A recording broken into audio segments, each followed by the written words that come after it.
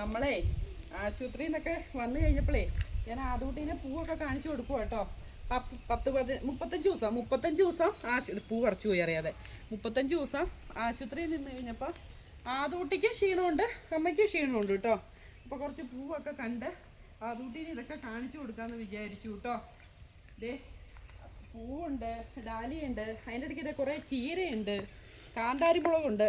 മൊത്തത്തിലെല്ലാം കൂടി കുഴഞ്ഞാണ് കേട്ടോ വീടിൻ്റെ മുമ്പ്. ഇതെല്ലാം അമ്മ നടന്നതാണ് കേട്ടോ, വേറെ ആർക്കും ഒരു പങ്കുമില്ല. ഇതെല്ലാം അച്ഛമ്മേൻ്റെയാണ്. പിന്നെ ചീര ഞാൻ പറഞ്ഞു വെട്ടണ്ട, അട്ടപ്പാടിക്ക് പോകുമ്പോൾ നമുക്ക് കൊണ്ടാകാമല്ലോ എന്ന് പറഞ്ഞ് നിർത്തിയേക്കുവാണേ. ഞങ്ങളിതെല്ലാം കണ്ടുകൊണ്ട് കിടക്കുവാണ് കേട്ടോ. എല്ലാം കഴിഞ്ഞ് നമ്മുടെ ഈ പൂവുണ്ട് കേട്ടോ. ഇതിൻ്റെ പേരെന്താണെന്ന് അറിയത്തില്ല കേട്ടോ, ഈ പൂവിൻ്റെ പേരെന്താണെന്നറിയില്ല. ഇതും ഉണ്ട് കേട്ടോ. സൂപ്പറല്ലേ?